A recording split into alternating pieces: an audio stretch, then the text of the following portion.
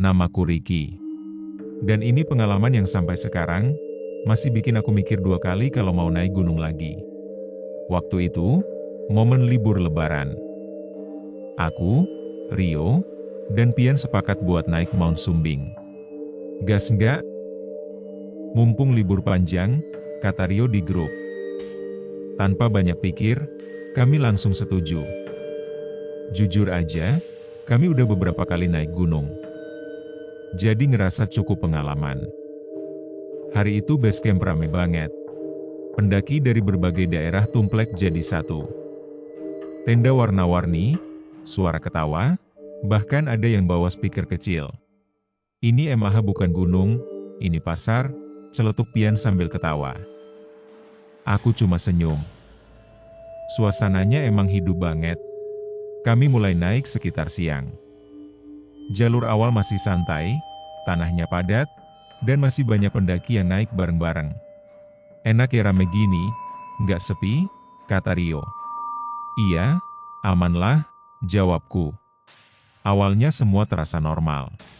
Sampai satu titik, aku mulai ngerasa aneh.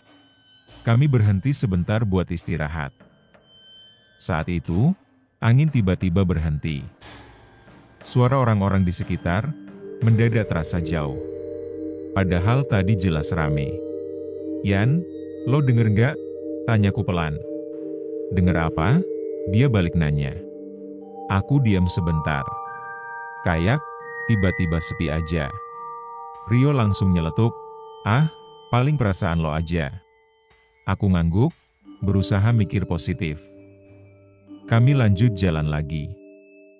Dan memang, setelah itu suara pendaki lain mulai terdengar lagi. Tapi entah kenapa, perasaan aneh itu nggak hilang. Seolah-olah, tadi kami sempat lewat di tempat yang berbeda. Dan itu baru awal. Sore mulai turun saat kami sampai di area camp. Sebagian pendaki sudah mendirikan tenda. Tapi anehnya, nggak seramai yang kami bayangkan. Lah, yang tadi rame kemana? Tanya Pian. Aku juga bingung. Padahal dari bawah sampai setengah jalan, jalur penuh banget. Kami tetap pasang tenda di salah satu spot datar. Udah, di sini aja. Lumayan, kata Rio. Matahari mulai tenggelam. Dan suasana berubah. Kalau siang tadi terasa seperti festival, sekarang gunung ini seperti tempat yang berbeda. Lebih dingin. Lebih sunyi. Angin mulai berhembus pelan, tapi terasa berat. Kami masak mie instan sambil ngobrol santai. Besok summit jam berapa? Tanya Rio. Jam 3 lah, standar, jawabku. Pian cuma diam. Lo kenapa? Tanyaku. Dia menatap ke arah hutan. Lo ngerasa nggak, dari tadi kayak ada yang merhatiin? Aku langsung merinding. Rio langsung ketawa, anjir, jangan mulai deh. Tapi aku, jujur ngerasain hal yang sama. Sejak tadi sore, aku beberapa kali ngerasa kayak ada yang ngikutin. Tapi setiap nengok, nggak ada siapa-siapa. Malam makin gelap. Tenda-tenda lain terlihat, tapi anehnya, nggak ada suara. Nggak ada obrolan. Padahal tadi jelas banyak orang. Rick, bisik Pian. Kenapa? Itu tenda sebelah, dari tadi nggak ada suara ya? Aku nengok. Tenda itu gelap. Nggak ada lampu. Padahal sore tadi aku lihat ada penghuninya. Rio mulai ikut diam. Untuk pertama kalinya malam itu, kami bertiga nggak ada yang ngomong. Dan di tengah sunyi itu, aku dengar sesuatu. Langkah kaki. Pelan. Mengitari tenda kami. Awalnya aku pikir itu pendaki lain. Tapi langkah itu, beda. Gak ada suara gesekan tas. Gak ada suara napas. Cuma, langkah. Dengar gak? Bisikku. Rio langsung duduk tegak. Iya. Pian malah udah pucat. Langkah itu berhenti, tepat di depan tenda. Kami semua nahan napas. Gak ada yang berani buka resleting tenda. Siapa? Teriak Rio. Gak ada jawaban. Sunyi. Beberapa detik kemudian, langkah itu lanjut lagi. Pelan. Menjauh. Kami langsung saling pandang. Itu orang apa? Tanya Pian. Gak ada yang jawab. Malam itu kami hampir gak tidur. Setiap beberapa menit, langkah itu muncul lagi. Muter tenda seperti mengelilingi kami.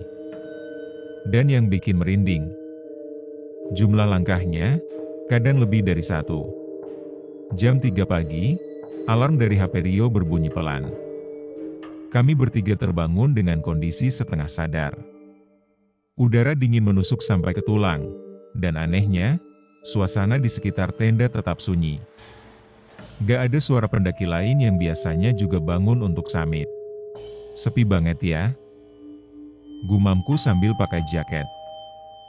Rio mencoba tetap santai. Ah, mungkin kita kepagian. Kami keluar tenda. Kabut tipis sudah mulai turun, dan cahaya bulan tertutup awan. Jalur di depan hanya terlihat dari sorot headlamp. Kami mulai jalan. Langkah pertama masih terasa normal. Tapi makin lama, perasaan aneh itu balik lagi. Sunyi. Terlalu sunyi untuk ukuran jalur populer seperti ini. Biasanya ada suara orang ngobrol, suara trekking pole, atau minimal cahaya headlamp lain di kejauhan. Tapi ini, kosong. Sekitar 20 menit berjalan, tiba-tiba Rio berhenti. Itu, lihat nggak?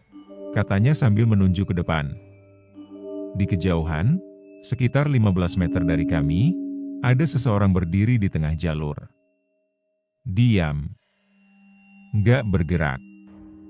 Kami mendekat pelan. Bang, teriak Rio. Nggak ada respon. Orang itu tetap diam, menghadap ke arah puncak.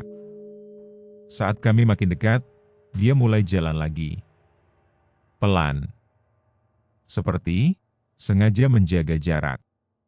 Tunggu, teriak Pian. Tapi orang itu nggak berhenti. Kami coba mempercepat langkah. Aneh, setiap kami mendekat, dia juga sedikit lebih cepat. Jaraknya selalu sama. Sekitar 10-15 meter di depan. Aku mulai merasa nggak enak. Ini orang kenapa sih? Bisikku. Rio mencoba berpikir logis. Mungkin dia juga summit sendirian. Tapi ada satu hal yang aneh. Selama kami ngikutin dia, nggak pernah sekalipun dia menoleh ke belakang. Seolah-olah, dia tahu kami ada di belakangnya. Tanpa perlu melihat. Beberapa menit kemudian, jalur mulai agak terbuka. Gak ada cabang. Gak ada belokan. Cuma satu jalur lurus. Tapi saat kami mempercepat langkah lagi, orang itu hilang. Benar-benar hilang. Kami langsung berhenti. Rick. Suara Pian mulai gemetar. Dia kemana? Aku nyorotkan headlamp ke depan. Kosong. Ke kiri, jurang. Ke kanan, semak-semak tipis. Gak mungkin ada tempat sembunyi. Rio langsung berbisik, kali ini nadanya serius. Itu bukan orang. Dan saat itu, untuk pertama kalinya sejak naik, aku ngerasa, kami bertiga salah besar sudah melanjutkan perjalanan. Setelah kejadian itu, kami tetap jalan, tapi langkah kami jadi lebih cepat. Gak ada yang berani ngomong banyak. Hanya suara napas dan gesekan sepatu di tanah. Beberapa menit kemudian, aku mulai sadar sesuatu. Jalur ini terasa familiar. Terlalu familiar. Aku berhenti. Yan.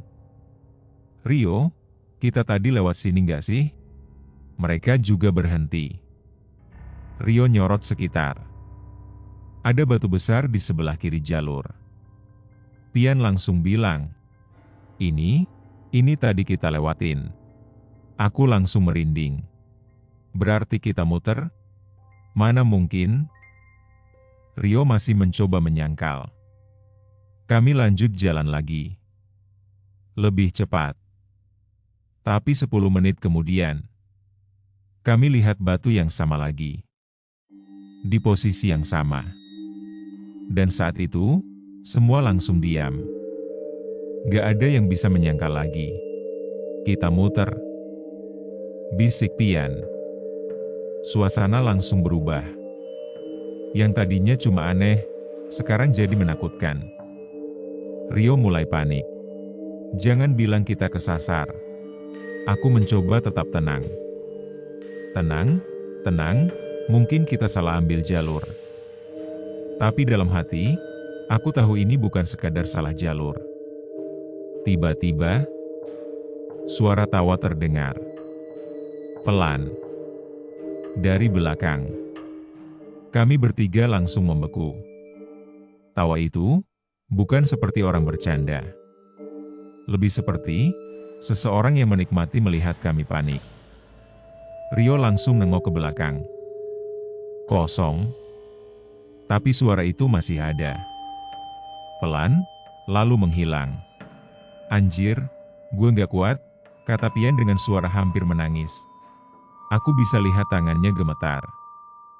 Dan jujur, aku juga mulai kehilangan kendali. Karena sekarang bukan cuma tersesat. Kami sadar, ada sesuatu yang mainin kami. Kabut turun semakin tebal. Dalam hitungan menit, jarak pandang kami jadi sangat pendek. Headlamp kami cuma bisa menembus beberapa meter. Sisanya, putih. Sepi. Sunyi. Kami berjalan lebih rapat sekarang. Gak berani terpisah. Tiba-tiba Rio berhenti mendadak. Jangan gerak, katanya pelan. Aku langsung menyorot ke depan.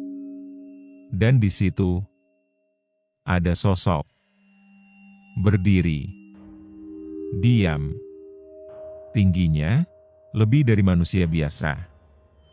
Sekitar 2 kali tinggi kami. Aku langsung merasa dingin menjalar dari kepala sampai kaki. Rick. Suara Pian hampir nggak keluar. Sosok itu nggak bergerak. Tapi, perasaan dia melihat kami itu sangat kuat. Padahal wajahnya nggak jelas. Kabut perlahan bergerak. Dan sosok itu mulai mendekat. Tanpa suara. Tanpa langkah. Hanya mendekat. Aku mundur 1 langkah. Rio juga. Lari, bisik Pian. Tapi kakiku terasa berat. Seolah-olah ada yang menahan. Saat kabut sedikit terbuka, aku lihat wajahnya. Atau sesuatu yang seharusnya wajah. Kosong. Gelap. Seperti lubang tanpa dasar. Dan saat itu aku sadar. Ini bukan makhluk yang bisa dijelaskan. Ini bukan manusia. Dan kalau kami tetap di situ, kami mungkin gak akan pernah turun. Entah siapa yang mulai duluan. Tapi tiba-tiba kami bertiga lari. Sekuat tenaga. Gak peduli jalur. Gak peduli arah. Yang penting menjauh dari itu. Suara napas kami kacau. Langkah kaki berantakan. Dan di belakang, aku dengar sesuatu ikut berlari. Lebih cepat. Lebih ringan. Seolah-olah, dia tidak menyentuh tanah. Jangan nengok, teriak Rio. Kami terus lari. Beberapa kali hampir jatuh. Cabang pohon nyangkut di jaket. Tapi kami nggak berhenti. Tiba-tiba, aku dengar suara lagi. Tawa. Lebih keras sekarang. Dekat. Sangat dekat. Aku hampir refleks nengok. Tapi aku ingat kata Rio. Jangan nengok. Kami terus lari sampai akhirnya kami lihat cahaya. Lampu. Base camp. Kami langsung jatuh di tanah. Napas habis. Tubuh lemas. Orang-orang di sana langsung mendekat. Mas, dari mana? Kok kondisi kayak gini? Aku nggak bisa jawab. Rio juga cuma diam. Pian, nangis. Setelah agak tenang, kami cerita sedikit. Dan jawaban mereka bikin bulu kuduku berdiri lagi. Semalam sepi, Mas, nggak ada yang naik ke atas. Aku langsung menatap Rio. Loh, tadi siang kan rame?